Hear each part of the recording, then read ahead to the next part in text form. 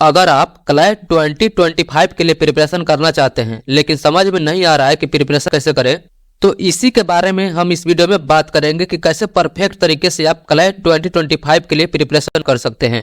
मैंने इस वीडियो में बेस्ट तरीका बताया है जिससे आप क्लैट 2025 के लिए प्रिपरेशन कर सकते हैं। इससे पहले की वीडियो में आगे बढ़े, मैं अपने बारे में एक ब्रीफ इंट्रोडक्शन देना चाहता हूँ। I cracked CLAT 2021 and I am in currently third year in Chanakya national law university Patna and pursuing BA LLB honours. First step है वो यह है कि आप इस एग्जाम को डिटेल्ड में जानिए।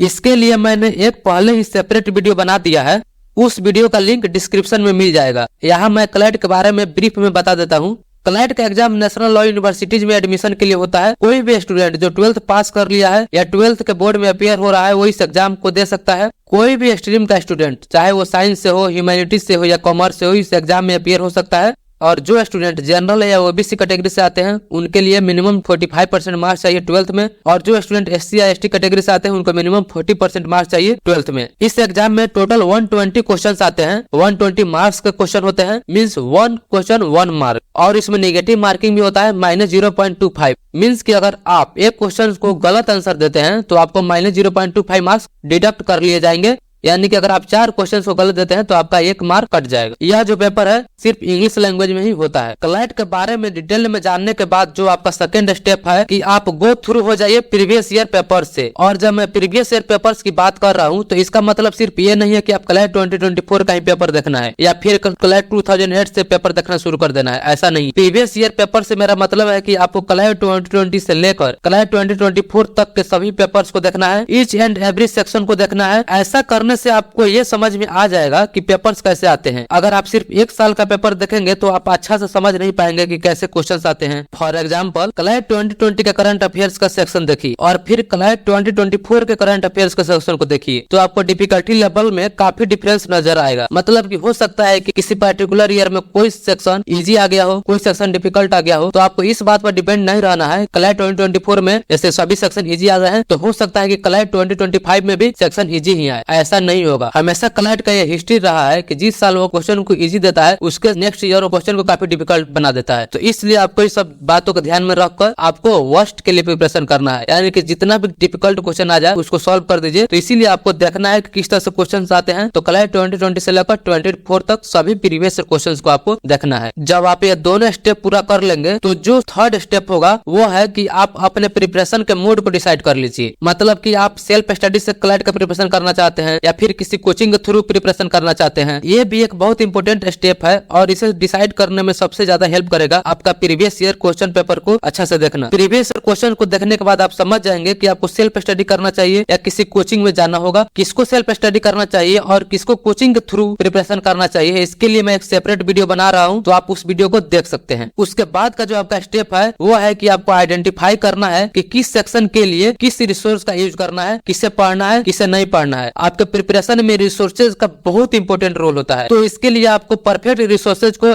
आइडेंटिफाई करना है और ऐसा करना बहुत इंपॉर्टेंट है। आप लैक ऑफ रिसोर्स के चलते या फिर इनकम्पिटेंट रिसोर्स के चलते भी आपके मार्क्स पर काफी असर पड़ सकता है। इसलिए आपको इन सब बातों को ध्यान में रखकर आपको बेस्ट से बेस्ट रिसोर्सेज को फॉलो करना पड़ेगा। उसके लिए आपको रिसर्च करना पड़ेगा और मैं उसके लिए एक वीडियो बना रहा हूँ तो उसको भी आप देख सकते हैं। उसके बाद का जो आपका स्टेप होना चाहिए वो ये होना चाहिए कि आपको देखना है सभी सेक्शन का सिलेबस क्या है। मतलब कि किस सेक्शन में कौन कौन सा टॉपिक्स को पढ़ना है, किन टॉपिक्स को नहीं पढ़ना है। तो आपको अंदाजा लग जाएगा कि अपने प्रिपरेशन को प्लान कैसे करना है और उसे एग्जीक्यूट कैसे करना है। उसके बाद का जो आपका स्टेप है वो ये है कि आपको एक रफ डेडलाइन बना लेना है कि आपको सिलेबस कब तक पूरा कर लेना है। जब आप सभी सेक्शन के टॉपिक्स लिख लेंगे, उसे समझ लेंगे, तो आपको क्लियरली समझ में आ जाएगा कि आपका सिलेबस कितना है और आप उसे कितने दिनों में पूरा कर सकते हैं। क्लैट का सिलेबस बहुत ज्यादा नहीं है क्योंकि एग्जाम आपके कॉम्प्रिहेंशन को चेक करने के लिए होता है, तो आपके मेमोरी पावर को चेक करने के लिए नहीं होता है। इसलिए इसका सिलेबस बहुत ज्यादा नहीं है, कम ही सिलेबस है, कॉम्प्रिहेंशन बेस्ड है, इसलिए आपको कंसेप्ट ज्यादा समझना होता है। तो इसीलिए इसमें टॉपिक्स कम है। तो आइडियली आपका सिलेबस जुलाई तक पूरा हो जाना चाहिए। चाहिए, उससे ज्यादा समय सिलेबस को कंप्लीट करने में नहीं लगना चाहिए। अब बात करते हैं नेक्स्ट स्टेप के बारे में, जिसको बहुत कम एस्पायरेंट्स पूरा करते हैं और जो पूरा करते हैं मोस्टली उनका ही सिलेक्शन होता है। और यह स्टेप है कि आपको ईयरली, मंथली, वीकली और डेली टाइम टेबल बनाकर स्टडी करना। मतलब आपके पूरे साल का प्रिपरेशन कैसे रहने वाला है, किस मंथ्स में आप कौन कौन से टॉपिक पढ़ने वाले हैं, कितना मॉक देना है, ज्यादा मॉक कब से देना शुरू करना है, शुरू में कितना मॉक देना है, एक वीक में आप क्या पढ़ना चाह रहे हैं, कितना आपका सिलेबस हुआ है, कितना बाकी है, और आपका डेली टास्क क्या है, मतलब आपका डेली टाइम टेबल क्या है, और आपने डेली का टास्क कितना पूरा कर लिया। बेसिकली आपको खुद के प्रिपरेशन के लिए एक जीपीएस लगाना है, आपको पहुंचना कहाँ है, अभी आप कहाँ तक पहुंचे हैं और कितना एफर्ट्स और चाहिए आपको अपने गोल तक पहुंचने के लिए। तो इसलिए आपको ईयरली, मंथली, वीकली और डेली टाइम टेबल बनाकर फॉलो करना होगा। और ये टाइम टेबल कैसे बनाना है, मैं इसके लिए भी एक वीडियो बना रहा हूँ,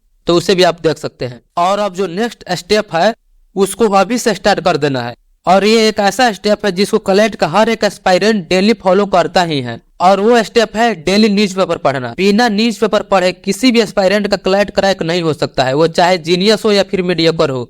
इसके लिए आपको डेली न्यूज़पेपर पढ़ना ही है। और आपको न्यूज़पेपर को बर्डन समझकर नहीं पढ़ना है, क्योंकि सिर्फ एक न्यूज़पेपर से आपका करंट अफेयर्स, लॉजिकल रीजनिंग और इंग्लिश लैंग्वेज सभी सेक्शन कवर हो जाते हैं। साथ ही साथ आप लीगल न्यूज से भी अपडेट रहेंगे, जो करंट लीगल इश्यूज चल रहे हैं, जहां से क्वेश्चंस आने के चांस ज्यादा रहते हैं। लेकिन एक बात और ध्यान देना है कि सिर्फ न्यूज़पेपर पढ़ने से 100% करंट अफेयर्स का सिलेबस कवर नहीं होगा। उसके लिए आपको अलग से कुछ रिसोर्सेज फॉलो करने ही होंगे। और जो लास्ट स्टेप है वो है कि प्रॉपरली नोट्स बनाइए।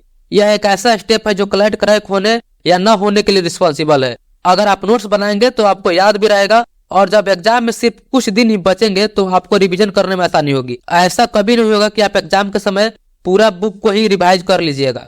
इसलिए पैनिक और एंजाइटी से बचने के लिए, प्रॉपर रिवीजन के लिए और अपने एफर्ट्स को 100% कल्टीवेट करने के लिए आपको प्रॉपर नोट्स बनाना ही होगा। इस तरह से क्लैट 2025 के लिए आप प्रिपरेशन कर सकते हैं। साथ ही साथ मैं इन सभी टॉपिक्स पर भी वीडियो बना रहा हूँ, जैसे कि प्रीवियस ईयर के पेपर कैसे थे, बेस्ट रिसोर्सेज क्या है हर एक सेक्शन के लिए, हर एक सेक्शन का टॉपिक वाइज सिलेबस क्या है, कौन सा न्यूज़पेपर आपको पढ़ना चाहिए, और एक परफेक्ट टाइम टेबल कैसा होना चाहिए। अगर आपको इन सभी इन्फॉर्मेशन के बारे में जानना है तो इस चैनल को सब्सक्राइब कीजिए।